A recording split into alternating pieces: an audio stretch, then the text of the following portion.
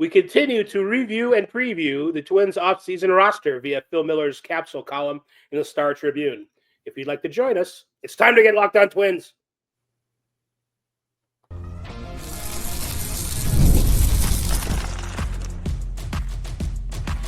You are Locked On Twins, your daily Minnesota Twins podcast. Part of the Locked On Podcast Network, your team every day. Hello again, everybody, and welcome back to Locked On Twins, your daily go-to destination for the top Minnesota Twins insight, discourse, and analysis. Personally, it's my favorite show of the Locked On Podcast Network, which, by the way, brings you your team, there it is, every day. I'm co-host Dave Brown, as it says under here, somewhere, around here, yeah. Professional ball writer since 1998, BBWA member since 2012, and a Baseball Hall of Fame voter since this year, or last year, depending on, it's a seasonal thing. It goes over. Please follow me on Twitter at @AnswerDaveBrown if you like. Across from me in cyberspace is Brandon Warren, a Twins watcher for 30 years, who not long ago covered the team on a daily basis professionally. He asks that you elevate the discourse with him on Twitter at Brandon_Warren. Brandon, are you also on Blue Sky at that address?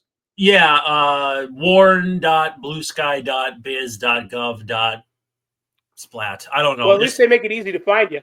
Yeah, if you search my last name, it's that's what it is. I was an early adopter, and so I'm not hard to find, and for whatever reason, I'm gaining followers and gaining steam. So, all right. There's a lot of enthusiasm for Blue Sky right now. I don't know why. Something going on in the world? I'm also there at Answer Dave on Blue Sky, and I've actually posted a few things, so you can check us out there if you don't like Twitter. Here's what's coming up on this podcast. On the last day of October, the Star Tribune published a column by Phil Miller with a capsule look at every player on the Twins roster, looking ahead to their role in 2025. Today, we shall look at 5 more of them. If it seems like we're only talking about pitchers, that's because that's just how the order of the column went. So we've got Cole Sands, Brock Stewart, Caleb Thielbar, Michael Tonkin, and Justin Topa. So that bullpen depth, we're going to hit it hard. But that's the details on that. We'll tell you about just as soon as Brandon tells us about the sponsor of today's episode. Good afternoon, sports fans. Today's episode is brought to you by Gametime. Download the Gametime app, create an account, and use code LOCKEDONMLB, and you'll get $20 off your first purchase. So, yeah, check out Gametime. So all of these guys, except for Sands, are at least 33 years old. I don't know exactly what that tells us. I'm not sure. A couple of them, I'm not sure how long they're going to be on the roster, but they all, in the last couple of years, have had some kind of value for the team, some more than others.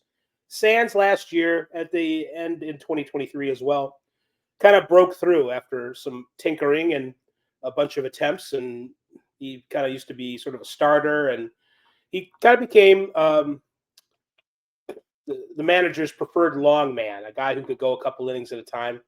I don't know, and this is Phil's focus of his capsule, became the umpteenth Twin. Oh, wow. I've just gotten big on the show. Now I'm back to small again. Yeah, I don't know what happened there. I was typing Cole Sands into Fangraphs, and all of a sudden you got a big you turned out big on the broadcast here. But anyway, you listeners only don't know what we're talking about, but if you're watching on YouTube, or if you're not, I guess actually, if you're watching on YouTube, you know what we're talking about. If you listeners are listening on ListenerTube or wherever you get your podcast, I've got like a superimposed, it's not really there behind me, a background of the old Metrodome, the baggie and the milk. And those are two of the best things that the Twins have ever done. And it sort of kind of took me by surprise, because it was like we're going backwards in time there, and it was huge. You can't really, in this dual format, I mean, you can tell what it is, but you don't have a really good look at it. I've got the foul pole coming out of my head, and it's all kind of strange. But so Sands, that's what we're here to talk about, Cole Sands. He became the umpteenth Twin assigned to long relief to fail to hold the role, but with an unusual twist. It's because he's proved too good for such low leverage usage. So I think our man, Phil Miller, is implying that Sands is going to be a guy who, at this point, it needs to be used in the 7th or 8th inning or in high leverage whenever that comes. He's a guy that you trust holding on to a lead. He's definitely a guy who's an after or, a tie pitcher kind of a dude, a hold it down kind of guy, maybe more trustworthy than Alcala, but not, his stuff isn't as good as Alcala's, but he's kind of refined his pitching style and is valuable in that way. We've talked in past episodes about the possibility of Duran being traded, or if the front office gets we got to act like the Rays now because we can't spend any money on anything. Maybe we should trade Griffin Jacks because he's one of our best players, and relief pitchers are so here today, gone tomorrow. But I think Sands is a guy that is going to be around for a while. Would you expect? You wouldn't expect them to move him, would you? I mean, I guess you could get a lot for him, but maybe I'm overrating him a little bit. Yeah, I mean, I don't know if it would make sense. It is a Falvey at the time, Levine draft pick. So, I mean, for the longest time,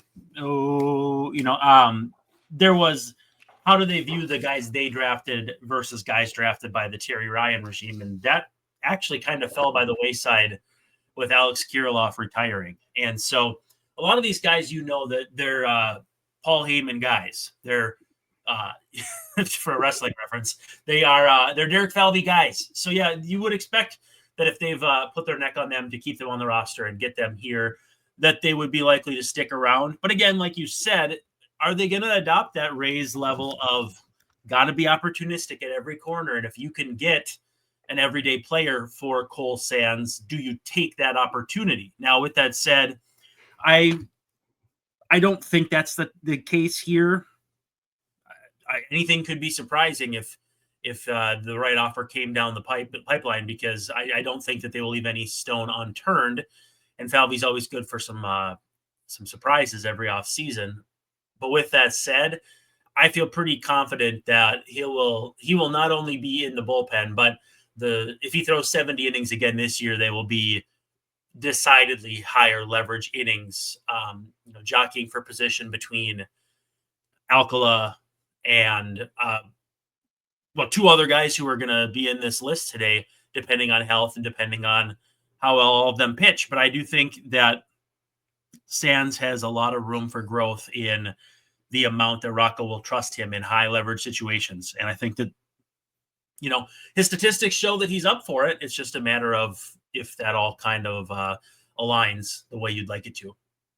He's the baby of this group. He's, I think he's 1 year older than Duran, but of the group that we're talking about today, Brock Stewart's 33, Caleb Thielbar's 37, Tonkin, Michael, 34, Justin Topa, 33. So, Sands is 2 or 3 years younger than Jax, and maybe 1 year older than Duran. So he's not, and he doesn't have a super amount of wear and tear on his arm. I think, if you look at the way that the game's going, it's kind of funny.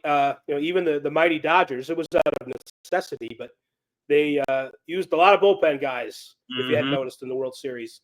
And the Twins have a decent amount of bullpen guys. I think their bullpen maybe didn't turn out to be as not unique, but as different as other. I thought it would be a strength, and they'd have a super amount of relief pitchers. Turns out that the Guardians kind of even lapped them and lapped the entire league in terms of having depth in the bullpen and performance and all that.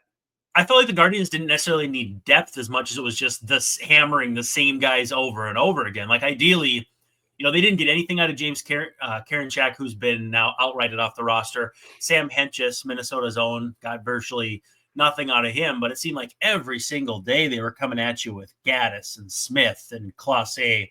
And I think, in terms of how deep they were, their depth came from just stoutness up front. Whereas when I looked at the Twins, I thought they could roll 8, 9, 10, 11, 12 with big league caliber arms deep, which in today's game might be the better approach. Your big guys are a little less indispensable, although I guess the big guys are always going to be the big guys. It's, if you have 5 good guys or 7 good guys, your top guys are still going to be pretty hard to replace. But With that said, I think the way the Twins are set up matches kind of how modern bullpen usage is trending. I think we're getting away from the Kenley Jansens and the Craig Kimbrells, where it's like that galvanizing back end force. Like there's guys that can be that good. There's no denying that Emmanuel Clase is as good as those guys. But I also think that the juggernaut, round peg, round hole, 9th inning guy is kind of going away, where it's just teams are kind of putting together groups of really good relievers. They'll have their closer, but it's not as ironclad as it used to be. And I think as much as maybe traditionalists don't like it, I kind of like the volatility or the movement, because it allows you to, try different guys. If guys are going well, they get the chances. If they're not, they get to rebuild their value. It makes a lot of organic sense to me. And to that end, about Cleveland hammering the same people every day, I don't know if it was proved in statistics, but it sure seemed like they were getting diminishing returns as they went deeper into the playoffs on how effective they were doing that every day. So a varied bullpen where you go to 5 guys or 6 guys who you trust, and maybe they don't all have the Class A stuff, but having that kind of depth maybe keeps the team from doing something like trading Joan Duran and figures out a way to build the rest of their roster another way. But again, the Twins are in their own kind of unique financial situation, so we'll see what they do with that. Before we go to break, we'll talk about Brock Stewart, who the season has had a lot of promise, but Stewart is always subject to injury issues, and he's never thrown more than 34 innings in a season, and that was his career high in 2017 with the Dodgers. So that's a long time ago. Mm-hmm. He threw 27 2/3 in 2023, and only had 15 innings and 2/3 this year, and was not quite as effective as the year before. He was. I don't want to say he was a disappointment, because I don't want to lay that on him, but it was disappointing that the Twins didn't have him available. So he's a guy that you just can't. He's just turned 33. I don't think they can. He doesn't have a huge contract because the service time hasn't added up, and injuries and all that stuff. He's not a free agent until 2028. He is arbitration eligible. That could escalate his salary quickly. But for this season, I don't know if it's going to be. There would be no prudence really in getting rid of Brock Stewart because you're worried about an arbitration one. So yeah, he's basically just an idea at this point, an abstract concept. Right. So I think, the idea of Brock Stewart is great, and you build your bullpen as though you're not going to have him, because then if you do have him, it's like, blessed is he who expects nothing, for he is never disappointed. It's too bad. Some people are just pitching is a violent thing on the arm, shoulder, elbow, and once you kind of get on a track of getting recurring injuries, it's kind of hard to get off that track. Mm-hmm. And he's got really good stuff. He's a good player to have around. I think he will be around, but I don't think we should count on him he's never topped 34 innings in a season as far as the major leagues go.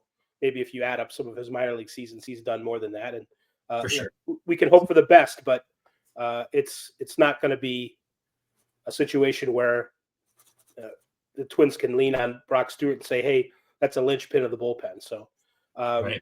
So those are 2 guys with probably slightly different outlooks, similar stuff and effectiveness. Is just Sands has proven to be able to be a guy that's out there more often than Stewart. So after this commercial break, we'll talk about the rest of the guys on our list for today. Yeah, and I want to ask you a question when we come back. Yeah. About bullpens. So right. we'll hit the break, and then we'll hit the Quan. With Robinhood Gold, you don't need a silver spoon to eat up the financial favors of the 1%. Robinhood Gold allows others to get the rates and perks usually reserved for the high society. Now, the resourceful individual with Robinhood Gold can earn the very liberal rate of 4.5% APY on uninvested cash, receive unlimited 1% deposit bonuses, and be rewarded with a handsome 3% retirement boost on an IRA account. Robinhood Gold provides the privileges of a high net worth for any net worth. These generous benefits are now available for only $5 a month. The new gold standard is here with Robinhood Gold. Sign up at robinhood.com/gold. Terms apply for product specific disclosures. Visit robinhood.com/gold. Investing involves risk. Rates may change.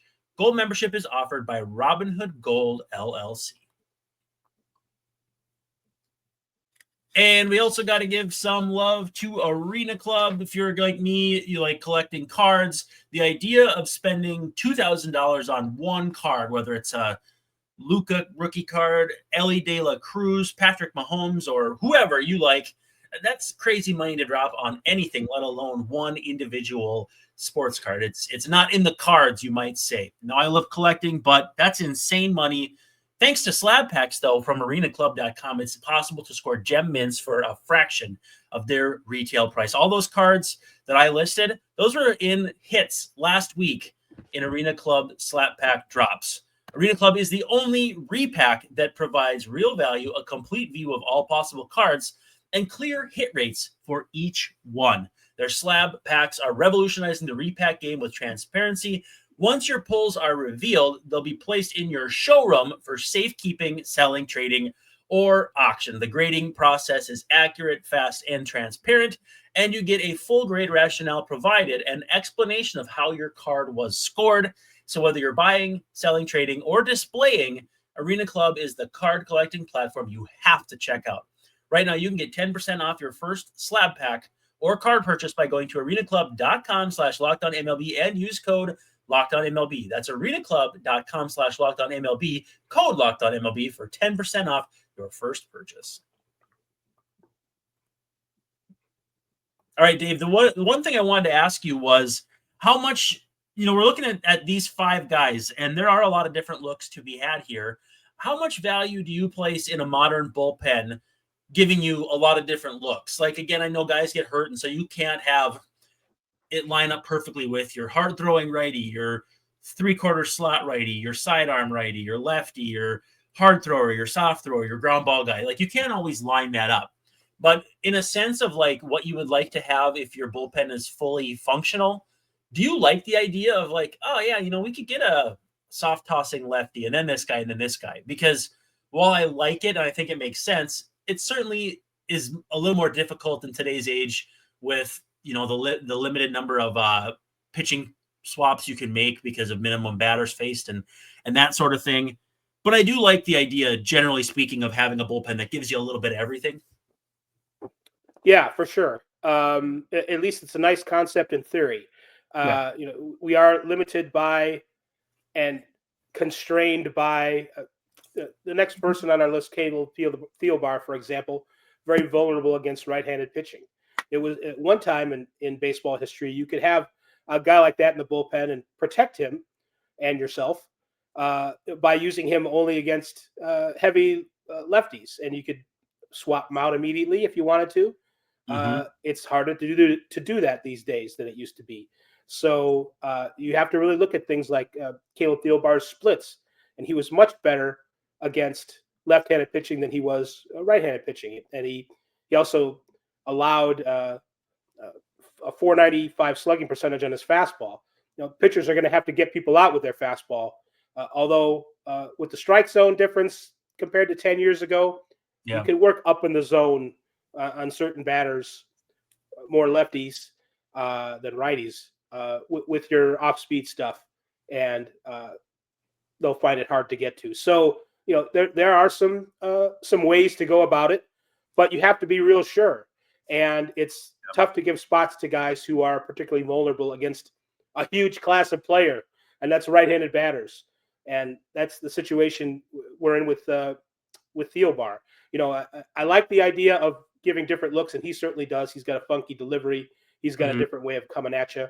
But if the results aren't there, maybe you kind of have to let him go as a free agent. So, and I think too, it's a video game concept more than anything, where you can have your tidy 7-8 man bullpen, and it's everybody's different because you're not worried about managing workloads on MLB The Show. So, yeah, right. The idea of everything being the same and all these things coming in tidy little you make a 26-man roster and you've got all your bases covered. It's a better idea in theory than in actual practice. In Phil's capsule about Thielbar, he repeated a midseason assessment, a self-assessment. He said, "I need to stop pitching like a jackass," which is funny. And it's self-aware and it's good, but it also makes me a little nervous. It's like, well, these guys don't want to fail. They don't want to be poor versions of themselves. And it sort of it reminds me of Kirk Gibson talking about how sometimes players, when they're slumping, they're not sure why, and they don't know how to fix it. And I wonder if at 37, he's just kind of hit the end of the road as far as that goes. Well, and I also think too, like his second act has been phenomenal, and he's got nothing to hang his head about.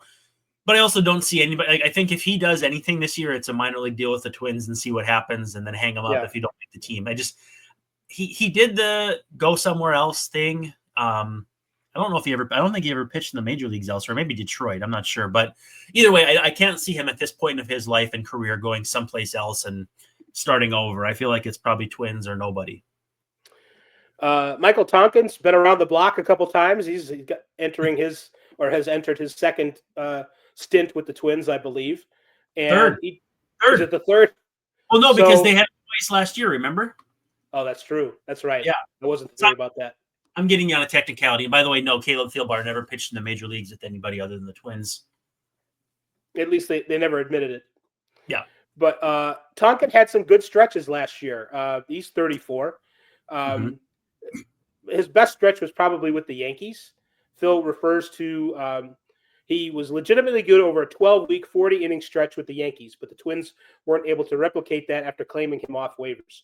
I remember when the Yankees let him go. I follow all sorts of fans on Twitter, and a lot of them were like, "Wow, what are we doing? Michael Tonkin's been really good," and he's just one of those guys that his stuff is just good enough that if he can spot his pitches for a while, he's going to be an effective player.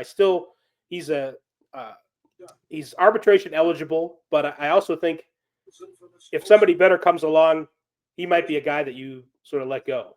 But then again, with the Twins roster being the way it is and their financials, maybe not. He feels like he's eternally in that pre-arb purgatory. He's getting treated like a pre-arb guy where they'd send him down if they could, but since they can't, he's viewed as, kind of here today, gone tomorrow. And I mean, the fact that he was with I don't know if I have it in order correctly, but it was like Mets, Twins, Yankees, Twins, I think was this year. He was with the Braves last year. I don't know if I got that order correctly, but it was like, yeah, he bounced all over the place. I don't know was he a Yankee twice, but literally it was one of the more like hodgepodge seasons. His comeuppance or comeback to the Twins was maybe even more unlikely than Thielbar's. I don't know how you'd pick one or the other, but both stories of perseverance that deserve to be commended upon. But I don't know how likely it is that either of the two see the light of day in the big leagues with the Twins this season. Tonkin's also a good example of a guy who, they get paid a good amount of money when they're in the majors anyway to do this, but it's a difficult life, and it's got to be a mental, just the precarious situation that your life and your family are in while you're doing this, and you never know.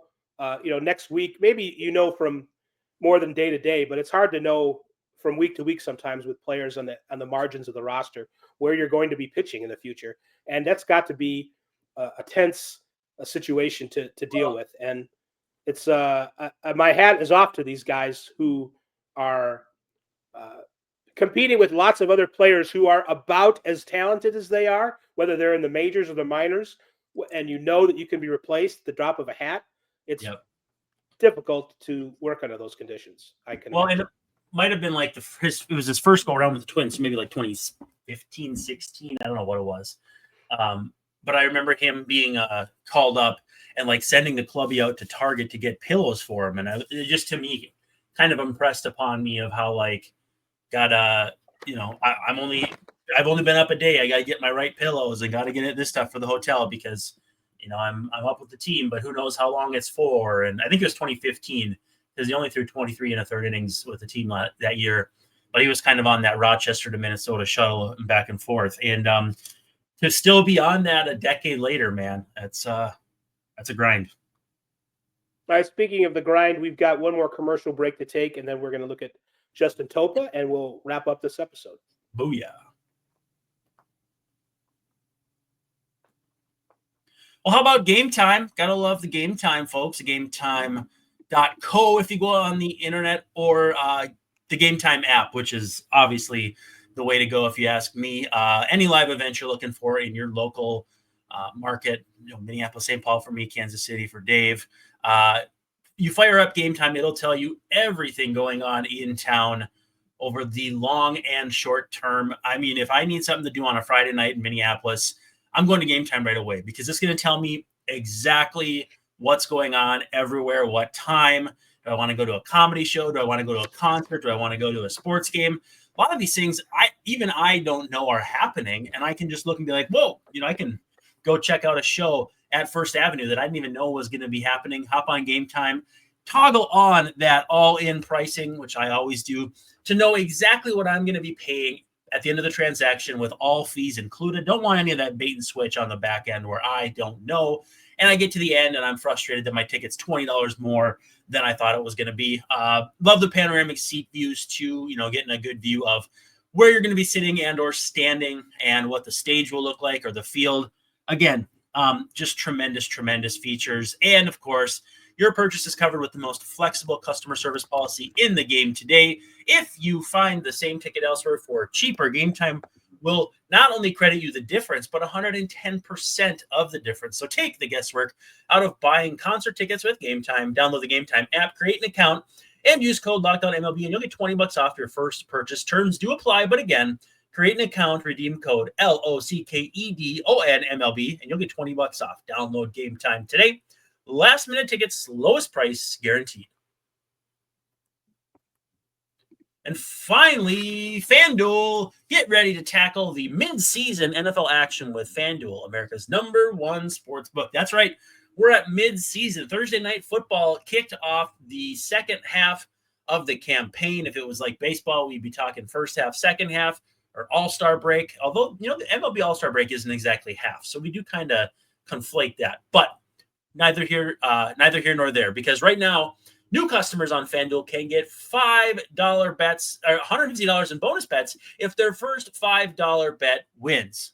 The FanDuel Sportsbook app gives you everything you need to place live bets on the NFL all in one place. So you pull up the app, you find the place to do your bets. If you get a hunch in the middle of the game, you can check out the latest stats on that app. You can view live play-by-play on that app and so much more. It's all on the same page. It's a one-stop shop for NFL Sunday, Monday, Thursday, and then whatever else day they decide to play, because it seems like NFL is taking over.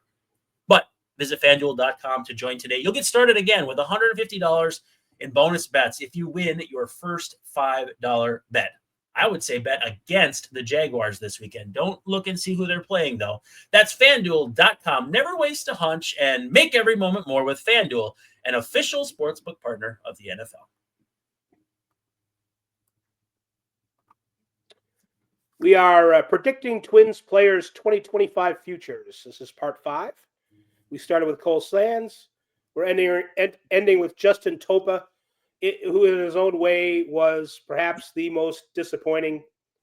And I don't mean to say that he had a moral failing, that kind of disappointing, but it was disappointing that he didn't have a good season. He was I would imagine a key acquisition, considering what they gave up, considering what else in that deal didn't work out in their favor. Even the minor leaguer they got kind of had a disappointing second half. Gabriel Gonzalez, is that the? Yeah, Darren Bowen had like a 7 ERA too. I mean, the whole trade was cursed. The Mariners have already declined Jorge Polanco's option. It's the trade that everybody agrees never happened. I'm not sure exactly how many issues Justin Topa still has. He came over in spring training. And pretty late, I want to say. I don't know if it was late or early, but he was covering a play at home plate. On the Carlos Santana scale, it was late. Yes.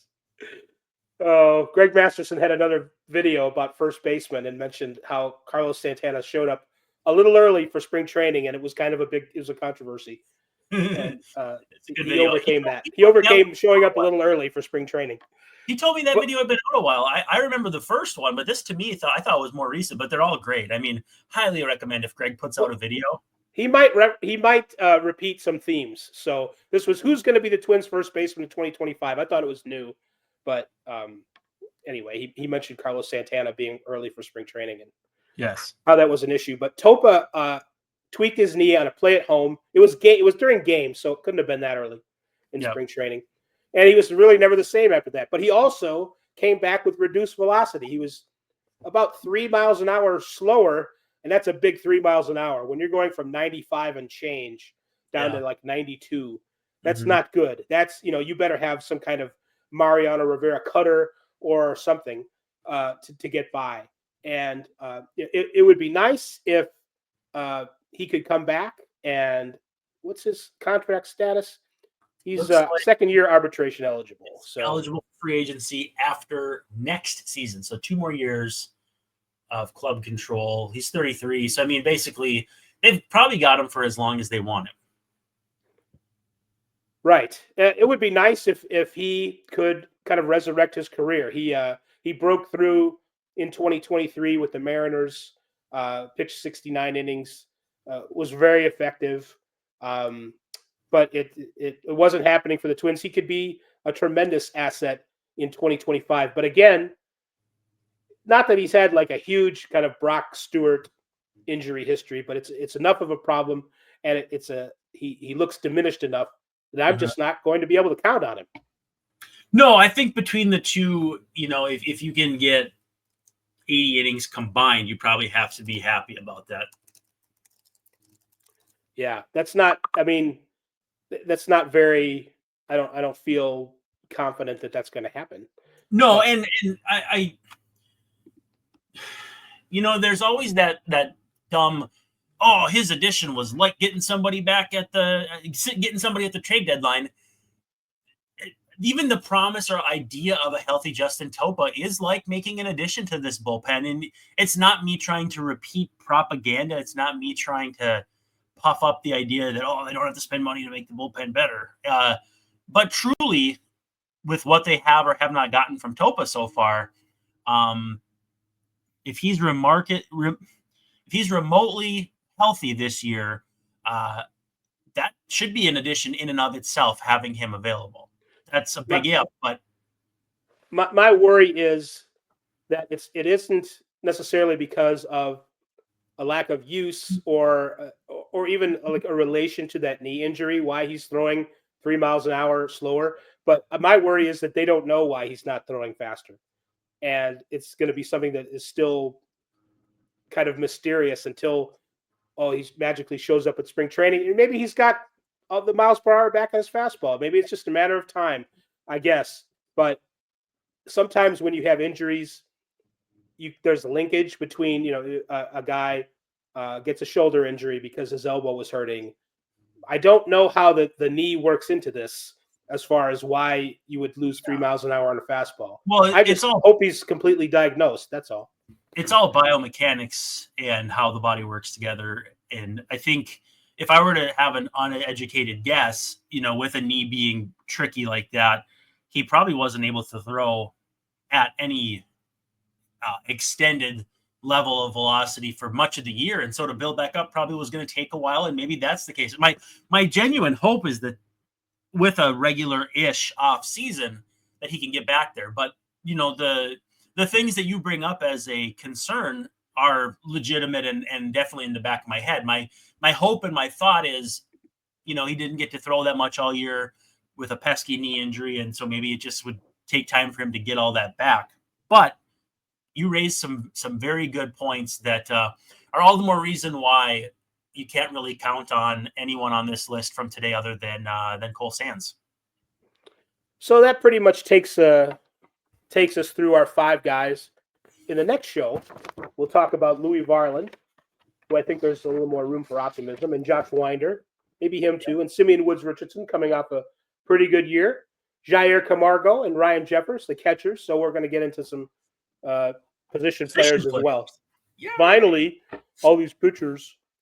Yeah. Anyway, so that'll do it for this episode of Locked On Twins. For Brandon Warren, this is Dave Brown saying that we will see you tomorrow night, but maybe even sooner. Let's hope so. Let's talk about some hitters. Okay, not yet though.